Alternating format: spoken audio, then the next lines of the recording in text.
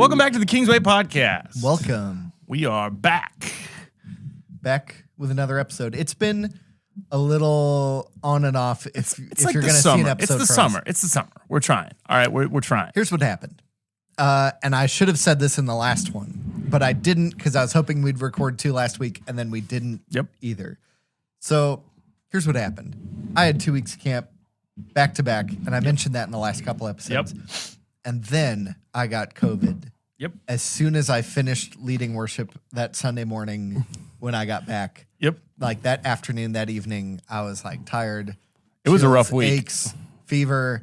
And that was the week leading up to us moving this week. So a lot. It was. And look, luckily, no one's like standing over us, lording over us, having to get this done. It's something we enjoy doing. It's in the flow of the week. There's plenty of other episodes that hopefully people could have gone and looked at and checked up on. Yeah, we got 180 something. Also, we referenced a 2-part sermon series in the last podcast. So if there was something you're looking for, you could have gone and listened to that. But we are going to try to catch up over the next couple weeks to see if we can get all the Sunday study halls done. I don't know which one this is going to be, if this is going to come out later or earlier than the other one we're hoping to record this week. We're hoping to just get caught up. So whichever one you're listening to, just We'll make sure it matches the text. We'll try to put the week that the sermon came out to so that we kind of know which is associated with it. But we're going to do the end of Matthew here, Matthew 17 through 34, I believe. And chapter 20, chapter 17 20. through 34. Yes, Matthew 20. We have a few goals. 34. Get through this. And then my other goal is to try to eat 2 Oreos without anyone noticing. Oh, please. If they're watching on YouTube, that'll be a little more of a challenge. But if they're not, then that won't be a challenge at all. I have skills. Because if they're just listening to this, they won't have a clue. Also, I put them on my leg earlier and they fell off.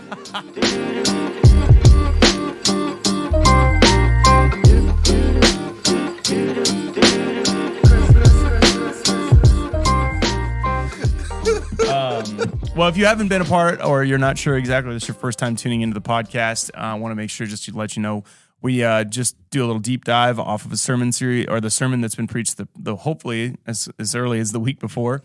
And usually the week before, and try to extend the conversation, go into a little more detail, maybe tighten up some things and need a little more explanation, or flat just point out something that didn't work if things didn't come, or make sure unclear. And the hope is that even Ryan can kind of give his thoughts because he is a part of the teaching team on Wednesdays that kind of preps some of this stuff. And so we'll kind of walk through the sermon. I call it the good, bad, and the ugly, and we'll see what we get. But you always make me do this torture test to start. So we're going to summarize what we talked about on Sunday in 90 seconds. And all of these Sunday study halls are about Scripture, about some section of Scripture that we talked about. So when we do a topical thing, we won't usually dive deeper into it. So what that means is it's for everybody. It's not just for Kingsway Christian Church attendees or whatever. This is the hope is just to take Matthew 20:17 through 34 a little deeper. So we're going to summarize it, and then we're going to talk about it for everybody. Okay. I have my minute and 30-second timer right here. You ready? Yep. 3, 2, 1, go. Boom. Matthew 20:17 through 34. Jesus probably is like 10 days out from being crucified, and he does one more time. He gives them I'm going to Jerusalem. I'm going to be handed over to the chiefs and the law, teachers of the law. They're going to hand me over to the Gentiles. I'm going to be flogged and crucified. And then I'm going to come back. And he tells them point blank, this is what's going to happen. This is at least the third time. This is at least the third time in Matthew. And then right after that, the mother of James and John, the sons of Zebedee, comes to Jesus and asks a favor if they can sit at his right and his left when he comes into his kingdom. Jesus says, you have no clue what you're asking. You have no clue what this really means. And basically, I use this idea of like, if you look in Luke's gospel, who actually sits at his right and left when he comes into Jerusalem are 2 criminals that are crucified right to left. So he's trying to gently saying, you don't want them to be on my right and my left when I go to Jerusalem. But they are going to drink the same thing, which is they are going to suffer and die for the gospel, for the mission, for the kingdom. So they are actually going to be a part of his court, and they're going to go through the same thing, but they're not going to sit at his right and his left. It's so funny that she does this because Jesus has already explained this like 10 times. Then we get to there's 2 other people in this story that are blind, Jesus sees on the street and heals them. So they puts his eyes in them. So the whole idea of this text is Jesus is going to be the last crucified to the first. These two that want greatness receive humility, and the two that are just asking for mercy are elevated in their sight to follow Jesus. Pretty cool thing that leads up right to his entry into Jerusalem. Mm-hmm. That is a hard section to do in 90 seconds. That is. So pretty much what you have to see is that there's the seemingly different and almost opposite sections of James and John's mom asking Jesus if they can be on his right and his left, and the two blind people. And Jesus are basically actually tied together. And Jesus says he's coming into Jerusalem, trying to tell them that he's not going to be elevated to first into Jerusalem, but he's actually going to be put on a cross. Yeah. So he's not going to be crowned, he's going to be crucified. And so then they come in and go, great, can we be in a part of your great movement? And he's like, you don't want to be in my court, that's crucifixion. And then these two others coming and wanting just to be with him, no matter the cost. Yeah. And asking for mercy. It's a powerful section that actually had a lot more to it than I originally was looking at. I was just excited to not have to be talking about like divorce and money, which I had to talk about the last 2 weeks. And not that I want to shy away from difficult things, but talking about this felt a little bit more comfortable, a little bit more approachable. But by about halfway through it, I was like, man, there's a lot here. Mm-hmm. There's a lot here. Some really fun things to talk through. Whenever you're preparing a message, there's so many ways to approach it. And there's so many ways to try to explain it, using imagery, trying to connect things. I had never connected these two and two things before. I'd kind of separated them a lot more. Kind of taught as like, who's going to be the greatest? Like the Son of Man did not come to be served, but to serve, to give his life as a ransom for many. That was kind of the end of every sermon that I've ever heard on that section, right? Never connected the two blind men to what the kingdom's really about. Yeah. And him serving on the way to get to Jerusalem. What are some things that stuck out? I always like to ask this question for like you, because I know you actually got to sit in on this message, plus you were in the meeting on Wednesday. So is there anything that like stuck out to you or you remember or that you wish I would have said from Wednesday that I didn't? I think the thing that stuck out the most, honestly, just from the text, and you pulled it out, we talked about it a lot on Wednesday, is how the parallel account in Mark's gospel just says that James and John asked, rather than James and John's mom asked. Mm-hmm. And so in this one, it is the mother of Zebedee's sons came to Jesus with her sons and kneeling down asked a favor of him. Grant that one of these two sons of mine may sit in your right and the other in your left in your kingdom. You don't know what you're asking, Jesus said to them. Yep. She asks it and then is immediately out of the picture by the time he starts responding a second later. Yep. Because he's like, I get it. This is really about James and John. This is really about them who are my disciples and I've traveled with for 3 years. Yep. So then he just starts talking to them.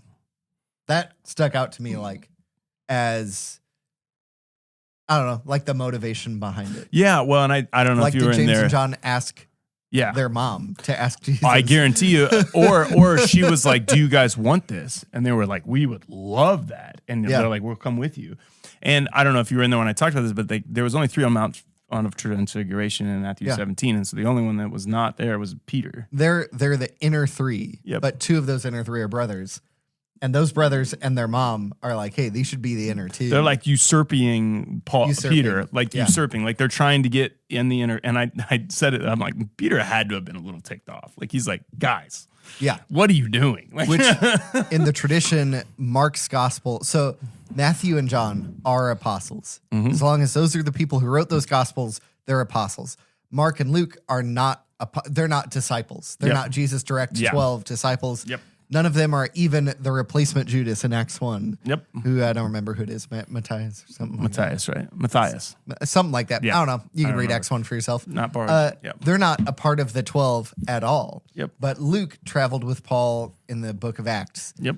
So that's his like, it's the gospel according to Paul. Yep. Sort of. And although all the other, anybody he talked to, any witnesses he had, but Paul was like a guy he was close to and he was...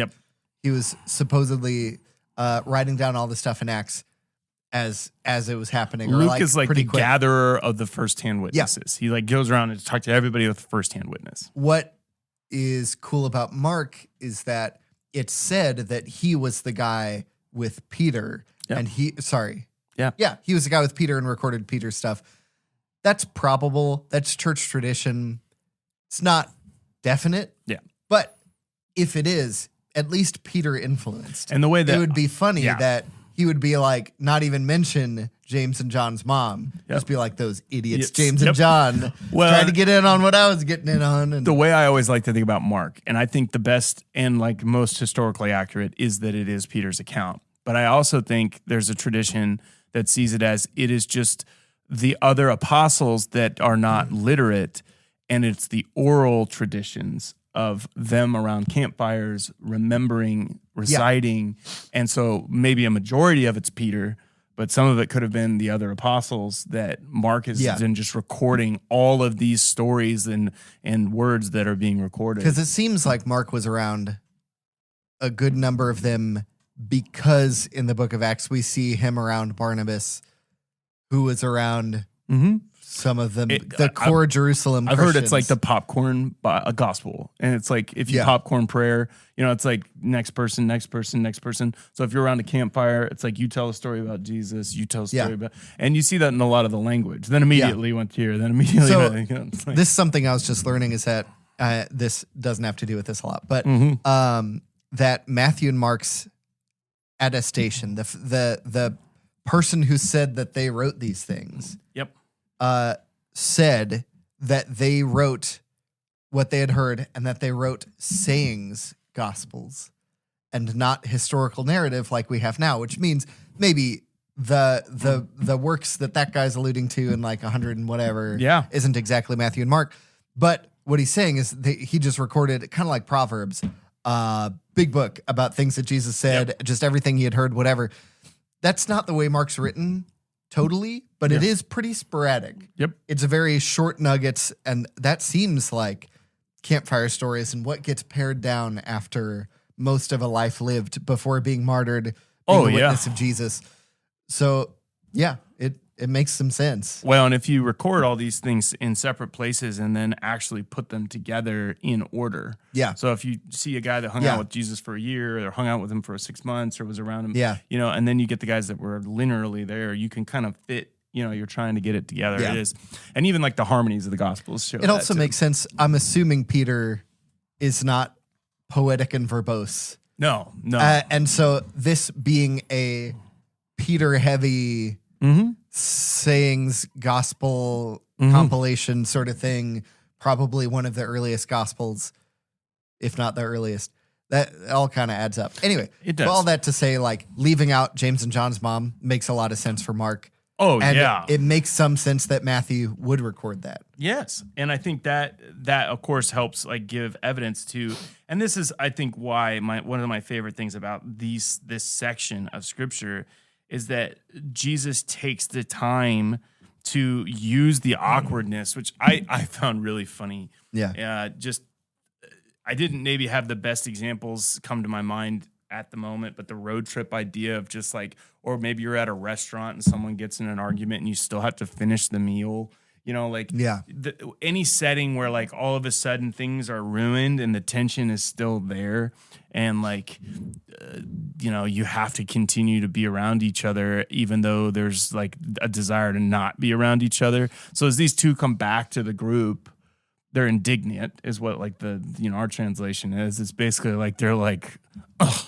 They're scoffing at them, and they can't believe I can't believe you've done this, type motive. Jesus sees that awkwardness not as something to run away from or to try to solve with kind words, but like leans in and like doubles down and uses it as a teaching moment. And man alive, is that like a pro move, like just a boss move of just explaining why this isn't something. And here's the thing: they're indignant because all of them would have wanted those positions. They're not mad at James and John for thinking that that's something to be desired. They're just like, why do you think you're better? Why do you think you're better? Like, and so it's not necessarily that they're like, you idiot for asking. They're just like, why not me? And so then Jesus, it's like they're trying to sneak ahead of the line by knowing the guy on the inside and being assertive enough to ask. And I didn't say that on Sunday. And I wish I would have. I didn't mention it in that capacity. Because I do think that's why Jesus goes a little further, because he wants to make sure that he's not going to have like the next two the next night. So we're better candidates. So we work through the whole rest of the 10, to where Judas is like, me? And he's like, come on. Like, I'm like, but I think the funny thing is he uses this as a moment to explain why he's been teaching on this. The last will be first and the first will be last. And like the greatest in the kingdom looks like a child. Like this isn't going to look like it does in your mind. Like things are not going to play out as you would hope so. And so then by the end of these illustration, when he gets to these two blind guys, he's been through the awkwardness of telling them what they think isn't going to right. He's explained how he's going to display what the kingdom is going to look like. And then there's a chance to show it. And it's like this perfect thing. And you think the perfect plan is him coming into Jerusalem, but really the perfect plan is demonstrating why he's going to Jerusalem. Yeah. And so, they think it's to get on the throne. He's here to heal the blind. Yeah. This is a perfect illustration of Jesus not showing the way to the kingdom of heaven, but bringing the kingdom of heaven. And when he's crucified, he's being inaugurated as the king of the kingdom of heaven. Or as my Scott McKnight alternate translation Bible in the other room has, just New Testament, the empire of heaven. Yeah. Which I love that. Sounds a little more imposing and a little more like, there's a character, there's a loyalty, there's a whatever to what we got going on. Jesus is bringing not just a ticket to an unburdened life. He's bringing a new way of life, a new mindset. And that's, I think, when you read the end of Matthew, which I didn't want to jump ahead too much, because if you ruin the ending before you get there, sometimes, like, by the time you get to the ending, you're like, yeah, you've talked about it 40 times. Yeah. But in Matthew 28, when Jesus declares what the cross and the empty tomb has provided, it's that because he humbled himself, because he was obedient to the cross, because he defeated death, and God has elevated him now to a position of all authority. So how they saw this going down was him going in there and forcefully taking it, whereas Jesus saw it as laying his life down so that he could receive it. And, those are just, that's so countercultural. So it goes against the grain. It doesn't feel right. And that's why this story at the end of 20 feels so intense, because they are on a mission to take back Israel in their mind. Yeah. They are storming the castle. They have one mind. They do not have time for distractions. They don't have time for weak people that will not help but will hinder. Yeah. They don't have time for these people that maybe even they deserve their state. Like that's something they don't cry out to us. Like, we're going to help you right now. In fact, what we're doing will probably be the best thing for you. So quit trying to yell out and distract me from getting to what I need to do. And it's so funny because I don't know. It doesn't say in the text that Jesus feels that tension. It doesn't say that he like picks up on that people, but we do read that they're like telling these guys basically to shut up.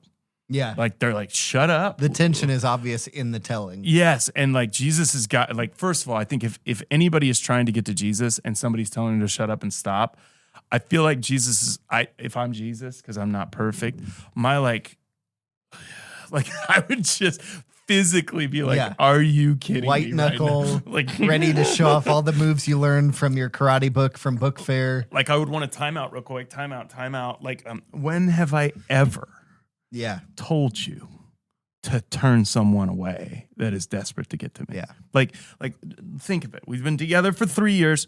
Replay it in your mind. That's right. Never. Like I've never told you to do this. Well, wait. What about when he told Peter, get behind me, Satan? Okay. But yeah, mainly because Peter was telling him not to go and fulfill his mission. But tied to this. I just think. Yeah.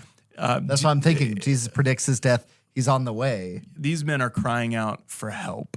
They're not trying to force Jesus into their political position like Peter was. And anytime someone innocently does this, and it's such a cry of, you want to talk about hitting Jesus in the fields, like the Son of David, like have mercy on me. Mm-hmm. Like we recognize your prophetic calling. We recognize who you're connected to. And maybe you don't realize this, but David was the only king to the unified Israel. So when they say this, and I didn't say this on Sunday, but when they're crying out to David, the son of David, what they're saying is, we recognize you are the one to unite us. Yeah. We recognize you're the one that's going to come to bring this all back together. Have mercy on me, though. Yeah. Bring me back into the united. I'm so disconnected. My disability, my sight has separated me from the people. Help me. This prayer right here that they pray is tied to the one in Mark with Barabbas, I'm pretty sure. Another blind guy getting healed who prays a very similar thing. Yep. And they even try to shut him up. And it says, but he says all the louder, Lord, Son of David, have mercy on me. Also tied to Luke 18, the tax collector, the Pharisee or somebody praying in the temple. Thank you that I'm not like these women and these dogs over here. And then the raggedy beggar tax collector beats his chest and says, Lord, have mercy on me, a sinner. And Christians, I think pretty early, not like the first couple hundred years of the church, but the church has been around for a couple thousand years. So early enough, accumulated all these things, the prayer from these two blind guys and that prayer from the tax collector and the Pharisee in the temple, and made what they call the Jesus prayer, I'm pretty sure, which is, Jesus Christ, Son of God, have mercy on me, a sinner. Yeah. Short, sweet, tweetable. And that was like a chanted, repeated prayer to help like reorient people to the most beneficial, good spiritual path of the beggars, of the tax collector, of the outsiders. And that makes so much sense. Which is the highest dependence on God you can have, is I can't do it on my own. Rather than people who want to force God to do stuff. God can't do it without me. Yeah. That is polar opposite. Well, and that's why we pulled in Revelation 3, talking about Laodicea in the sermon, because we have to recognize our need. And when we don't recognize our need and we think we have all we need, or think we have all that we need and we don't have any needs not met, or there's nothing we're lacking, then Jesus becomes a commodity. He becomes something that would be like an addition, or like maybe the next great thing, but not all we need. Not the way and the truth, but one part of the formula for the best way. Yeah, and so not like he is the way by himself. He calls them these people in Laodicea, you do not realize that you are wretched, pitiful, poor, blind, and naked. And so in my mind, what I think Laodicea would have been James and John, and that they've now achieved greatness and that they now deserve to sit on the right and left. If you've never, I think you have, but listener, if you've never looked into the background of that city, we explained it a little bit on the stage on Sunday, where we talked about their city was destroyed within the past like 100, 200 years before the letter apocalypse, whatever Revelation is. All those things. They had been like demolished by this. I don't remember. I think it's a seismic event, whether it was like I don't know if it was a volcano or an earthquake. It was one of the two. It was a act of God type thing, like a weather related. It wasn't like a war. I'm pretty sure it was. It was either a flood, a seismic event, or it was no doubt the rich banking firms in AD 60 that. It was after Jesus. So after Jesus, I didn't know that. Yeah, it was that financed the reconstruction of the city after the great earthquake that had destroyed it. Event. Self-sufficient Laodicea refused the Senate's earthquake relief. But he says, you think you have everything you need, but you're actually poor, blind, pitiful, wretched, naked, in some order that I didn't say. I think that's all of them. Just the right order. They're rich. Here's the other stuff it says. The Lycus Valley, which they're in, produced a glossy black wool, the source of black cloaks and carpets, for which the city was renowned. So I encourage you to buy white robes from me to cover your shameful nakedness. Not your black ones. They were clothed in a lot of stuff, a lot of expensive, fancy, I don't know, Dolce, I don't know brands. Prada. Gucci.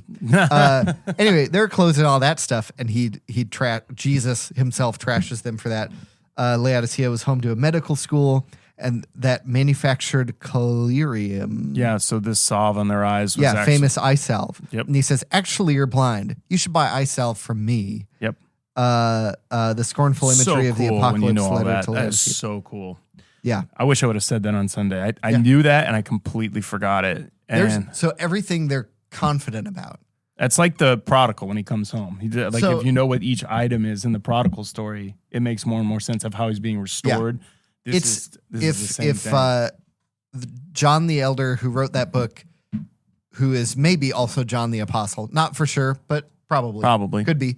If John the Elder, who wrote the Revelation, was writing to America today, he would say, "You weak, defenseless people. Yeah. I urge you to buy guns from me." Yep.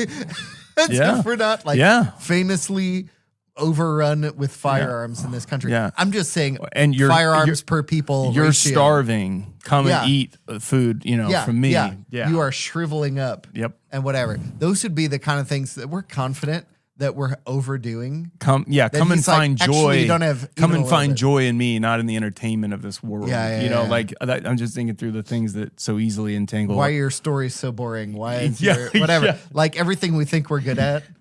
And that's the tension in this story is like, so these guys come, they yell out, "Help me."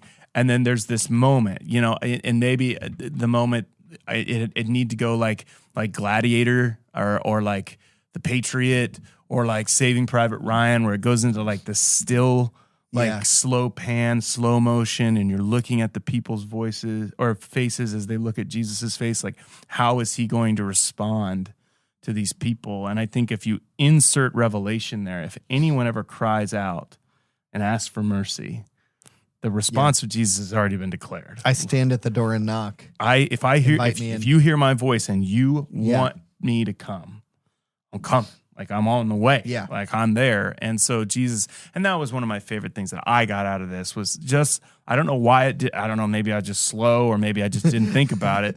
But the thought process of these guys potentially have never seen anything before. Yeah. And the first thing they see is Jesus. And I know maybe I can put this in music terms because that'll help. But like, if you've never heard a harp be played, and a harp's been described to you, that's one thing. If you've played other instruments, right? And they're like, oh wow, that's what.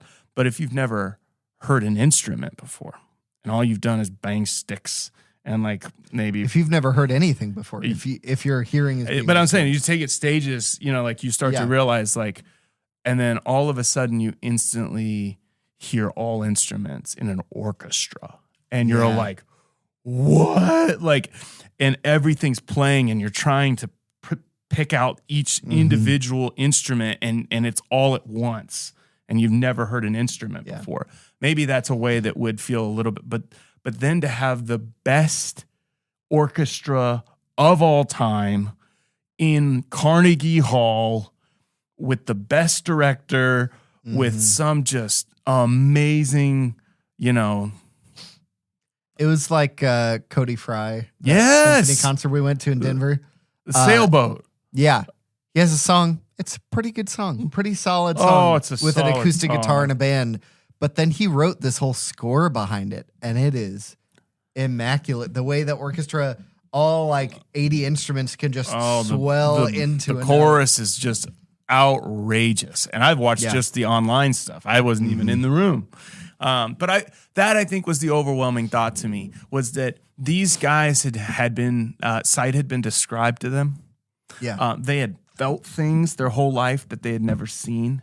Yeah. They had been touched but never looked in the eye. Yeah. And if you've ever been in somewhere, a dark place with someone, touch can do a lot. Yeah. Hearing their voice can do a lot. But when you can see them, one of my favorite illustrations of this, go ahead if you have a thought. I was gonna talk for like 8 minutes. So okay. Well, I want to say this illustration. I didn't say it on Sunday, but I've said it before, but I think it fits here perfectly. There is a great communicator. I'm not going to remember his name right now. Not Witty.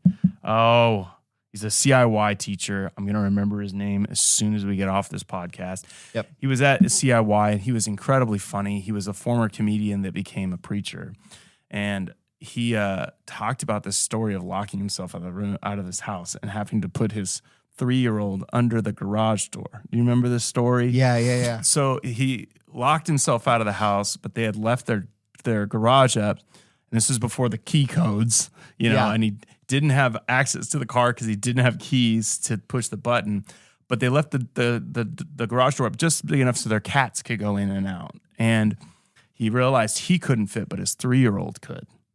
And so he decided, against his better judgment, to slide his 3-year-old under this garage door to go over and hit the button. Well, he gets in there, and of course what happens is he trips, and he falls, and then he's crying, and he can't see his dad anymore. He can just kind of see the faint glow, but he can hear the father's voice, and the father, it's okay, I'm right here. Can you go a little further? I know, Daddy, but I'm scared. And, he describes this whole thing. And finally, he hits that button and the door comes up and the dad rushes in and he, saves his son and holds his son. And in my mind, I just cannot in my head fathom what that would have felt like. Yeah. To just have that moment of realization flooded with sensation and then who it is. I mean, it's just wild to me. That's the part of the sermon that I love the most. So I want to go back through all these two stories very theologically, very big picture. So in the garden, the God was with man, God dwelled with man, and the thing that broke that was the fall. It was when the serpent convinced Eve to take the fruit that God said don't eat and eat it so that she could have the power to be like could be great. God rather than just with God. And also people were already like God, made in his image. Yeah. So you're already like God in a lot of ways. Yep. But I don't trust God to be in charge of all this stuff. I should be powerful enough and in charge of enough to also be in charge of some stuff. Yeah. And then the man falls into that too. And that breaks communion, that breaks witness with God. And so the Philippians 2 has this thing where it talks about Jesus fulfilling, kind of bleeding into Romans and into Hebrews and some other stuff, fulfilling everything that Adam was supposed to do. He's the new Adam. It uses this phrase in there, have the same mindset as Christ Jesus, who did not consider equality with God something to be grasped or something to take hold of. Or something to be used to his own advantage. Yeah, which is describing the exact moment of the fall of humanity where they said, hey, this power that God has, not just being like God in character and in how I look and being with God, but I actually need more than God has given me. I actually need power and agency to do more than God wants me to do and more than God designed for me to be able to do. They take hold of, use that fruit to their own advantage. It's something to be grasped and held for themselves. So Jesus does not consider equality with God something to be grasped, even though it's rightfully his, where it wasn't rightfully Adam and Eve's. He is humbly submitting himself to taking the form of a servant. Honestly, that fits a lot of the mother's request. The person who wants to be the greatest must be servant of all, slave of all, whatever.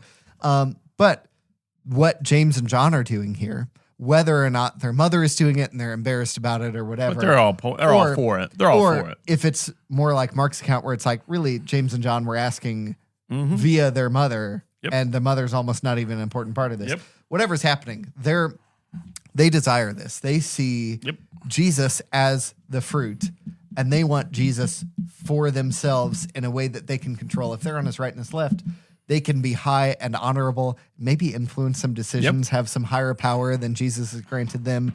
And they're looking at that power as something to be grasped. And Jesus rebukes him for it, but then teaches all of them so that the rest of them don't say, you don't deserve it, but I deserve it. When they get to, right after that, to Jesus healing the 2 blind men, you see God in Jesus who is with them, and they're being made like him at his pace as disciples, as students of Jesus.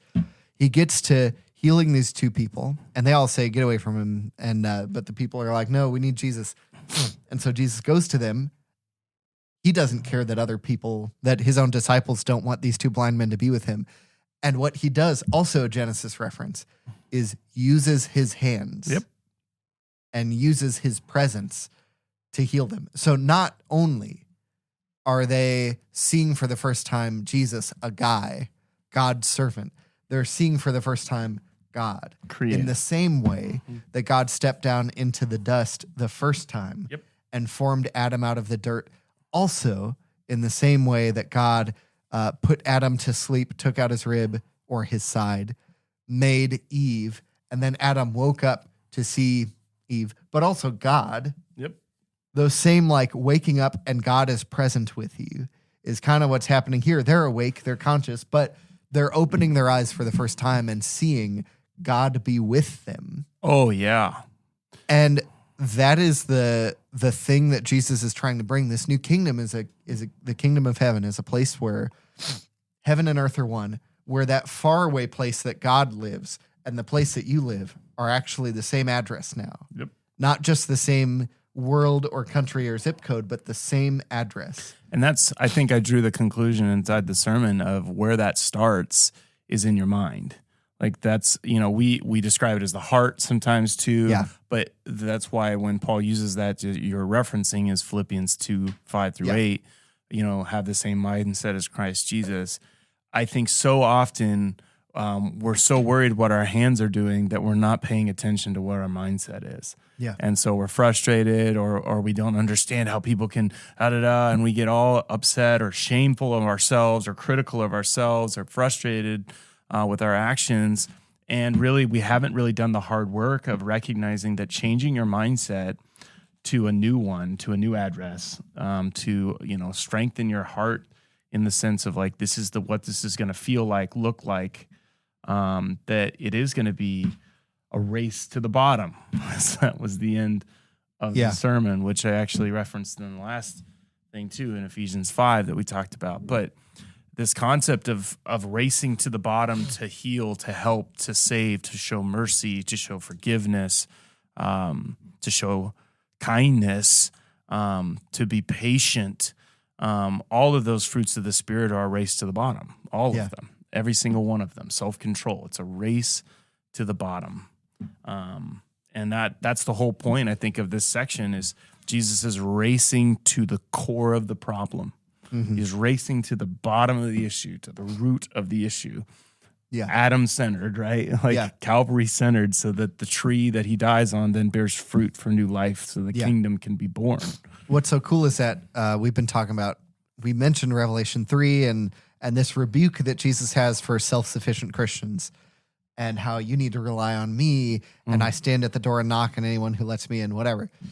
So that's the last normal sounding part of the entire book. Yeah, it is. For the rest of the 21, 22. So it is, the book of Revelation is a revealing. Think about like a bride on her wedding day with the veil in front. I don't see a lot of those anymore, but it's like you can see a little bit through it from inside out. Yeah. You can see even less from outside in. But like it's cloudy, it's like translucent. It's kind of hidden. 1 Corinthians 13 says we see now in a mirror dimly, but then we will see face to face. So it's talking about this like partial hiddenness. Well, the Laodicea is the end of chapter 3, the church we mentioned. And then chapter 4, the blinders are taken off and you get the rest of the book with like seeing all of this spiritual, heavenly imagery, this big apocalyptic, poetic imagery. And yet, what I don't think I've ever heard anybody talk about is how it's still hidden. Until the end of 20, beginning of 21. What God is doing and the final thing that God is trying to bring is still hidden in all the calamity and the beasts and the witnesses and the martyrs and the frogs and the whatever. But at the beginning of 21, the enemies of God are defeated and judged. And then we get to the New Jerusalem, the thing God has been trying to do this whole time.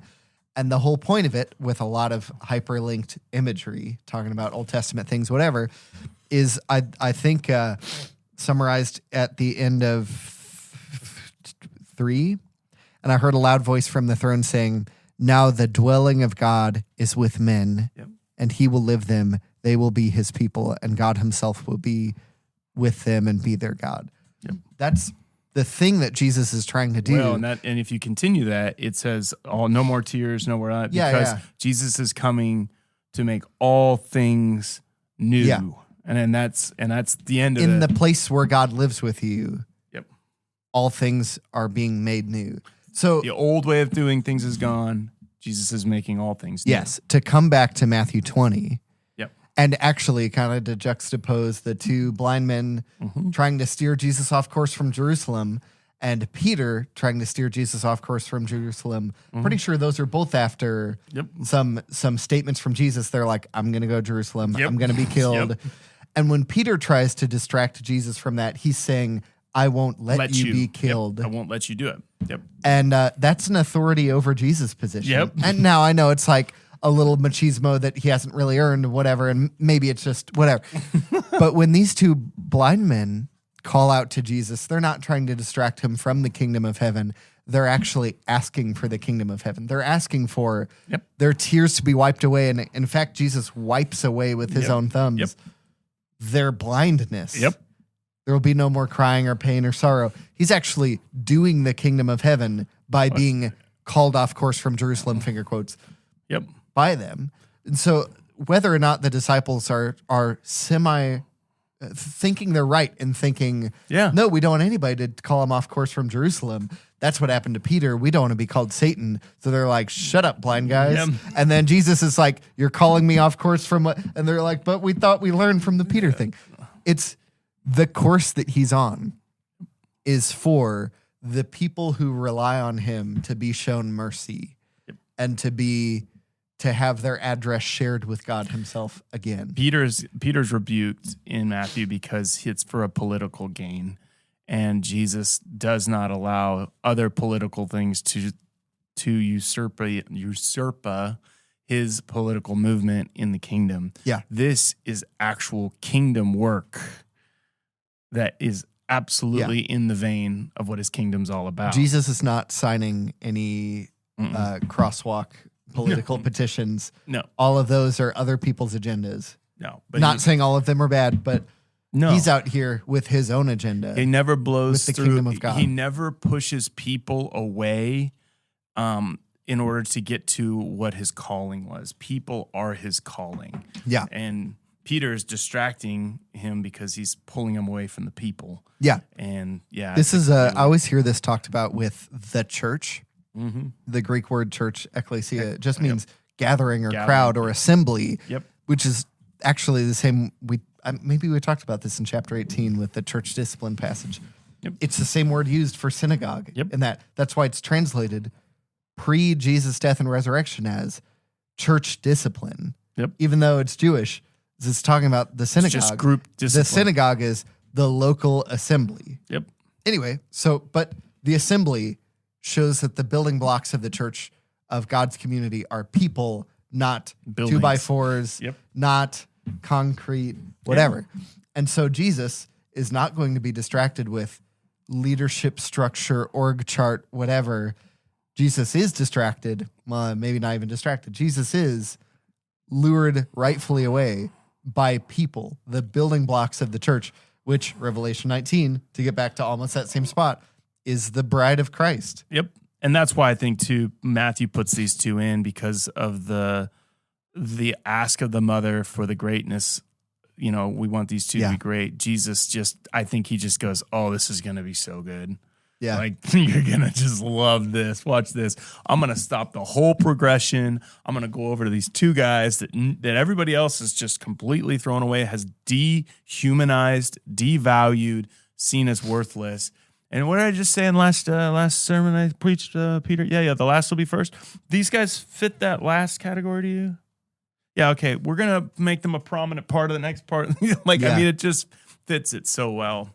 Well, this has been a great discussion. I always love taking these in. And like I said, it was a deeper, more meaty section than I realized lots of ways. And this is kind of the last section before we get into the final week of Jesus. Yeah. The next section is the triumphal entry, or Palm Sunday, and it really is just kind of a landslide into the cross from now on. I mean, it's really going to get pretty stinking intense. Like always, you can always leave a review or leave a comment. We always love it when you like the video or share it. You can always send an email in with extra questions or things if you want to keep it private. And as always, it helps us if you continue to share, push it forward. Like I said, leave reviews. It just we love to make these videos. We love to encourage you to learn and grow. We give ourselves permission to grow. If you'll give yourself permission to grow, and continue these discussions. Any final thoughts? I just have one request. Yeah, which is that the listener would grant that our podcast of mine can sit on their subscribe button. Yeah. Sorry, I really tried. We would like to sit on the right and left subscribe and like here. Button. Yeah. Like on your left, subscribe on your right. Yep. Or the other way, whichever you desire, listener. Well, thank you so much for listening. And if you stuck with that joke, you're one of our favorites. Yep. So have a great and glorious day in the Lord. We'll see you later. See ya.